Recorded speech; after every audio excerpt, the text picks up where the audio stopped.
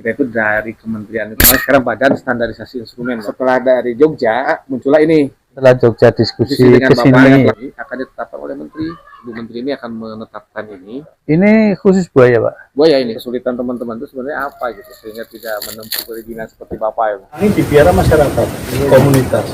Mereka sebenarnya ingin mendirikan izin merawat buaya. Jadi ya sampai di kejadian dosen-dosen orang ahli itu udah pada ngumpul secara keilmuan ya. Si ahli juga ngomongnya itu aman seperti Bapak.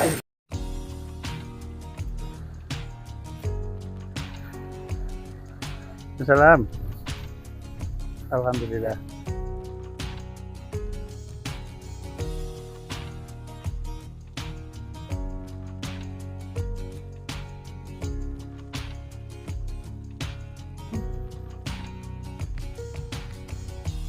Ini aliran limbahnya sudah dari IPAL, Pak. Ada IP, ada pupuk yang lain. Nanti bersarangnya di situ, Pak. Jantan betina berarti ini. Jantan betina ini satu.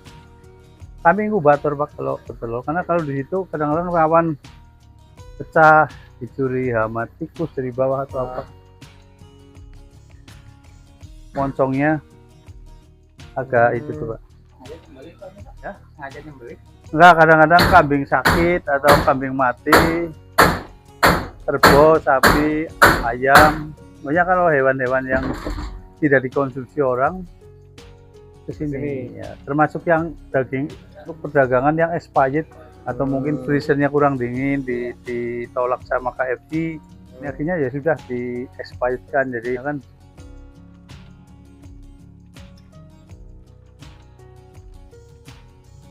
kadang-kadang kalau bertarung tadinya di sini, iya. Ini kalau baru datang belum dilepas biasanya karantina sementara kayak kandang besi gitu. Oh ini. Iya. Karena yang besar, Pak.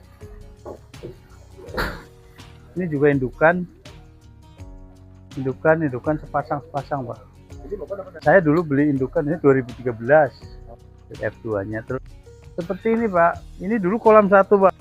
Masih agak luas karena buat apa untuk mencampur, Pak. Kalau yang nggak mau akur ya bisa. Setelah akur bisa jadi dua, tapi jarang sekali. Ya akur. Iya.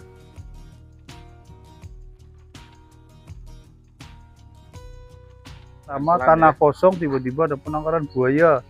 Mungkin orang kaget. Jadi takut ya. Wah. Dalam memperkenalkan itu saya punya 2 ekor. Nah, justru tetangga kalau ada saudara main kan, lihat buaya sana, jadi bikin cerita. Iya. Karena sudah biasa lihat, tambah ya nggak kaget. 2 jadi tambah 10 terus, itu kan masalah sudah terbiasa. Ya. Ada CSR bisa ini nih minta material batako, paving, itu yang pembakaran batu bara kan jadinya. Oh iya. Play as sama bottom as, baba itu bisa untuk campuran itu kan bikin. Kalau batako dari sana cetakan. Oh iya, yang cetak siapa yang paba itu? Dari sana, Pak. Oh, paving juga. Oh, iya. Paling sudah tahu, saya kan punya YouTube kerja, Pak. Kalau seperti saya herping ada di kita memperbatukan BKSDA seperti ada buaya yang muncul di sungai. Atau evakuasi serangan orang kan saya hobi tim kami sukarelawan sih. Jadi kami bisa minta diperbantukan sama seperti titipan kan sukarelawan kami. Sebenarnya sih kalau secara komersil kalau berkembang biak bisa mengedarkan. Tapi karena hasil kami belum banyak, belum perlu gitu. Paling souvenir. Itu yang belanakan harusnya. Itu iya, tapi BUMN kan beda. Kalau swasta kan mau apa sih yang mau lem kerja penangkarannya aja sekarang izinnya kan diperpanjang gitu. Tapi pernah juga pengkulitan dari cerita sih saya nggak tahu. Awal-awal, Pak, sekarang nggak lagi. Terus sempat menjual ya itu. Ya pernah dengar ceritanya. Ini si nyulong Pak. Iya. Nyulong itu berarti dia habitatnya di mana, Pak? Habitatnya Indonesia bagian barat, Sumatera, Kalimantan, ada sebagian Sulawesi sama Jawa bagian. Jadi ini favoritnya sebenarnya ikan-ikan kecil pun. Kalau buaya gitu kan nggak bisa makan ikan kecil, Pak. Iya. Jadi ini lebih spesifik ke ikan. Berarti dia bisa ngambil dari lubang juga ya? Ya ikan kecil kan bisa dijepit. Iya. Oh kalau itu enggak ya? Tapi ini daging di sini biasa daging. Ya ikannya paling ukuran berapa Pak? dimakan Pak. Penyang, Wah. aman di rumah kan di sini. Yang kecil-kecil juga kan di rumah karena takut lepas hilang kan. Jadi di box di mana. Ini yang paling besar yang mana? Ini yang nomor 3 Pak. Besar sana Pak. Apa untuk kasih makan ini perawatan? Ada yang pernah segede gini gitu? Nggak ada. Nah, ini tipe negara Pak yang besar-besar Pak. Ya kalau ada pun itu yang saya buat indukan kan. Ini.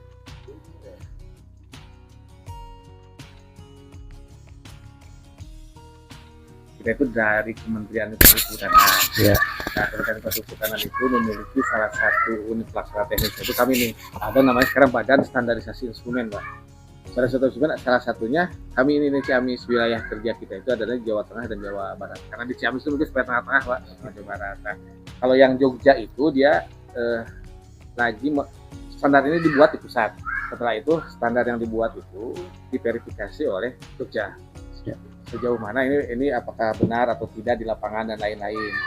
Nah setelah dari Jogja maka muncullah ini setelah Jogja diskusi dengan ke Bapak yang sini pelaku usaha ya, ya. dengan pelaku usaha, kemudian muncullah hasil perbaikannya. Standar itu yang kami bawa ini. Rencananya standar yang kita bawa ini akan ditetapkan oleh Menteri. Nah sebelum ditetapkan oleh Menteri kita ingin meminta pendapat dari pelaku usaha. Oh siap. Jarang-jarang nih Pak dimintain pelaku ini ada kebijakan ini, coba baca dulu kan.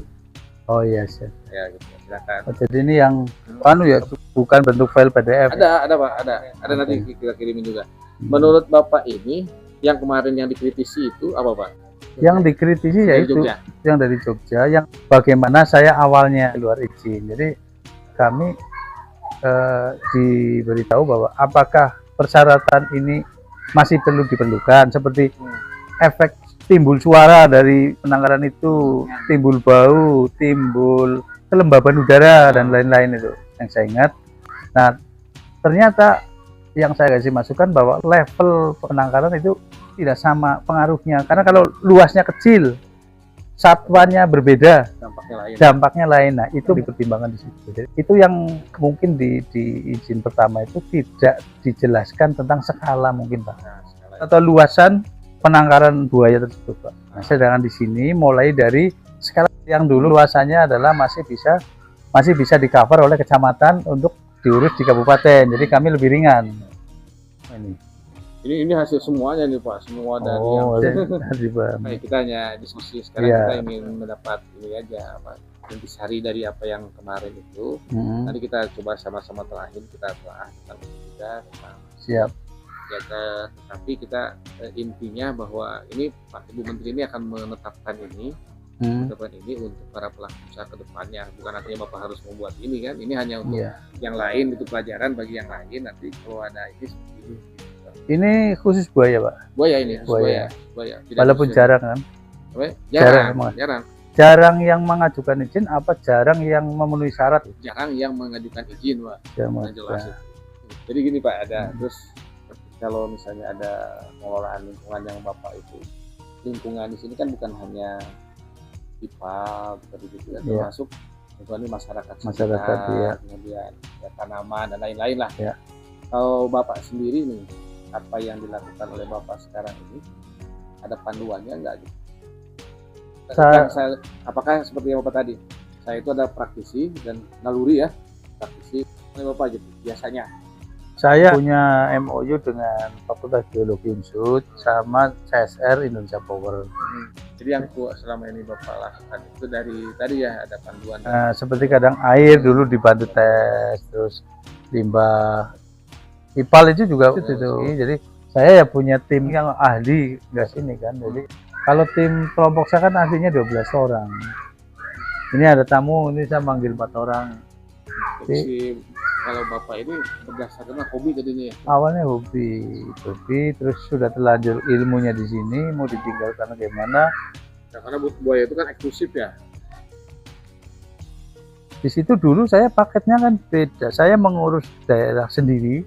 Setelah mendapatkan berkas itu, memenuhi syarat, baru ke sana. Jadi Ini dulu, saya sekarang kan nggak tahu Pak. Iya. Apa hanya buaya aja? Kalau buaya di pusat, ada beberapa yang di daerah, tergantung tingkat resikonya Pak.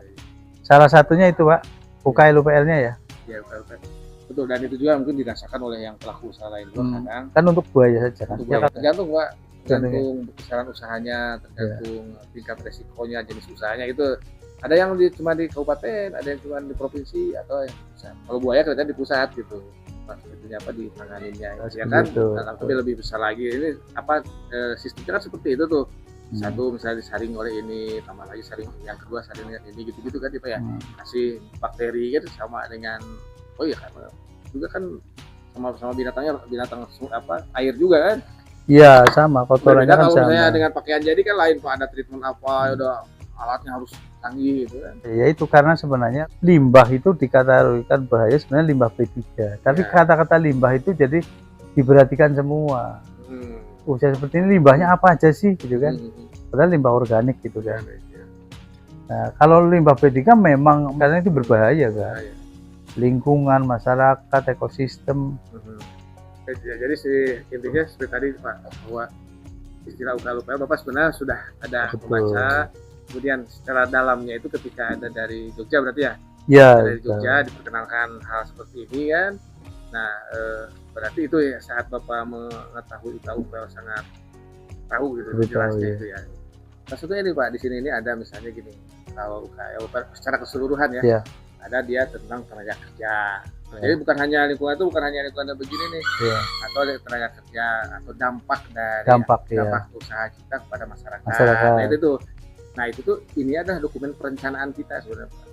Jadi kita itu ini dokumen UKL sebenarnya bukan dokumen dari negara harus begini, bukan. Tapi itu adalah perencanaan kita untuk mengelola lingkungan yang ada di sini. Itu. Kayak CSR pun sama, dampaknya ke kesejahteraan masyarakat. Salah satunya. Oh, masuk di situ juga. Masuk tuh kalau itu Pak. Jadi malah di sini ini ada dampak positif dan dampak negatifnya. Jadi bukan hanya dampak negatif, dampak positif ke masyarakat juga termasuk. Jadi perencanaan misalnya Bapak di sini ada orang bisa melihat buaya, edukasi buaya itu kan dampak positif masyarakat tuh. Termasuk di sini juga ada bagaimana Bapak merencanakan itu. Gitu. Oh, termasuk mahasiswa bisa anak-anak sekolah. Di sini udah 6 universitas yang KKN kerjasama.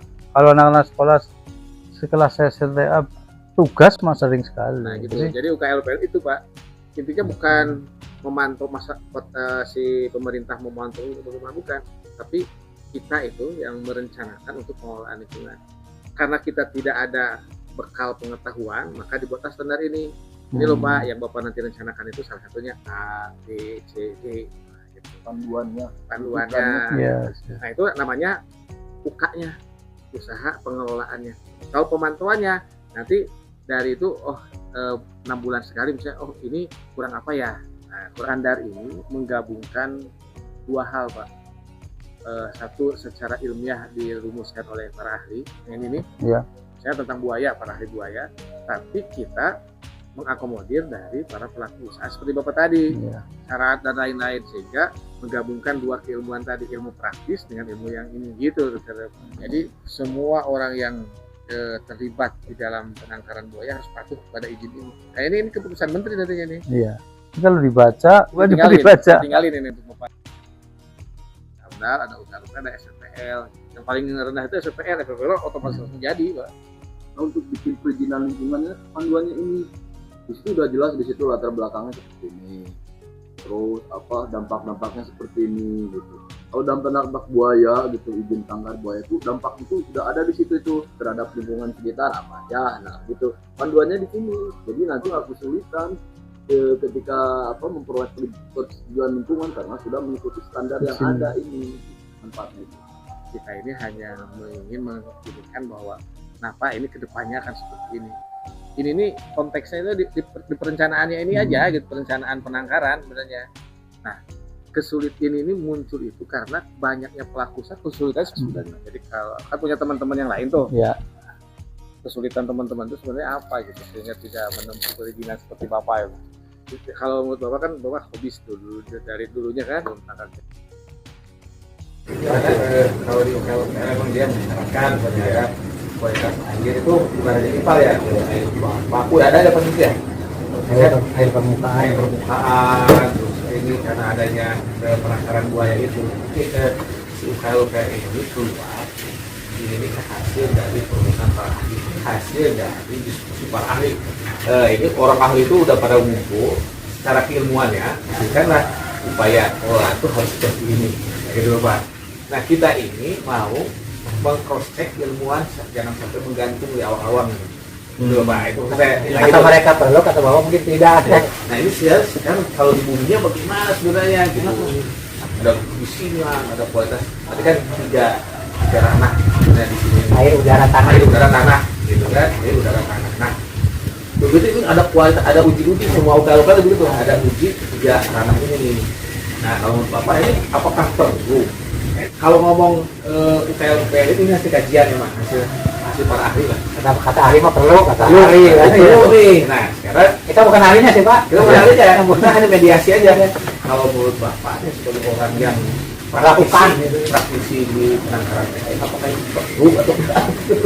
Jadi sejauh mana sih UKL ini bisa dilakukan? Itu kajian dalam hal ilmiahnya Pak. Apakah ini menguntungkan? Tadi kan permasalahannya ini biayanya dari mana? Berapa tadi kan? Ya. Ini kalau ditambah lagi dengan uji itu dilakukan 6 bulan sekali loh Pak, 6 bulan sekali. Untuk apa aja tadi itu? Kualitas air, kualitas udara, kualitas tanah. Gitu. Intinya itu nanti ada parameter di dalamnya. Itu arahnya kita itu ke situ. Itu realistis nggak? realistis nggak untuk seorang penangkar buaya yang ada sekarang ini itu biaya yang untuk uji juga padahal coba dipertanyakan masih oleh penangkar buaya apakah perlunya apa, nah gitu loh. Nah, itu apakah perlu atau tidak tergantung skala Pak. Kalau buaya 2 ekor dengan 500 ekor pasti berubah. Efek pasti akan ke sana Pak. Akumulasi ya. Akumulasi airnya kita ayam 2 ekor biar ayam itu di dapur, kita hidup di dapur nyaman Pak. Tapi kalau sudah kandang pakai konsentrat, jangan kan di dapur, dari rumah kita 50 meter aja kita terganggu. Nah, jadi saya rasa tergantung skala. Kalau skalanya besar, saya kira perlu. Buayanya, airnya kok 6 bulan udah diganti, pasti ada efek Pak. Yang realistisnya mungkin itu Pak, itu penting. Itu yang saya tadi Pak, jadi udah terjawab nih. Jadi dari hasil diskusi kita itu ada sebuah titik tengah ya. Yang pertama ya ini ya, kesimpulan kita itu ya. Pertama bahwa emang kalau kementerian itu wajar ya, karena dia melihat praktisi. Ya. Nah tadi untuk jawaban Bapak juga yang keduanya itu juga memungkinkan bahwa kalau itu perlu uji Untuk skala tertentu kan efeknya ke lingkungan. Betul, Pak. Luas, Nah, udaranya lebih menyebar, airnya lebih menyebar. Nah, gitu. Karena kenapa? Karena UKL ini emang ya Pak, ini emang diperuntukkan bagi skalanya itu 1000 meter persegi. Berarti mungkin si para ahli ini dia mengatakan bahwa 1000 itulah yang harus ada uji. Betul nggak Pak? Iya. Jadi gini maksudnya Pak, maksud saya tadi ada FPPL, ada UKL, ada AMDAL, gitu. Nah batas antara FPPL, UKL, AMDAL ini adalah yang tadi itu tuh Pak, bahwa dia harus ngurus UKL apabila 1000 meter persegi ke atas kandangnya, gitu loh Pak. Nah, di dalam UKL itu ada uji-uji itu, gitu loh Pak. Kalau SPPL, uji-uji itu belum perlu karena sekarang logika Pak. Nah gitu kan, jadi pemasukannya ke sana. Ke sana, artinya emang ini UKL harus ada uji. Kalau dari Bapak loh tadi, ada uji karena skalanya udah besar ini. Ya, efeknya pasti besar ke lingkungan. Berarti sebenarnya antara Bapak dengan ahli ini sama, himpuannya sama. Karena si ahli juga ngomongnya itu bahwa 1000 meter persegi itu pasti ada efeknya.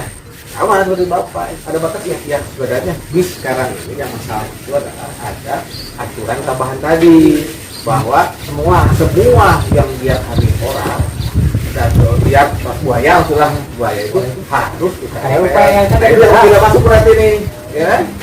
Dan di bawah itu kan sering terjadi permasalahannya begini Pak. Buaya tidak dilindungi. Termasuk jenis yang lebih banyak disenangi di biara masyarakat. Komunitas.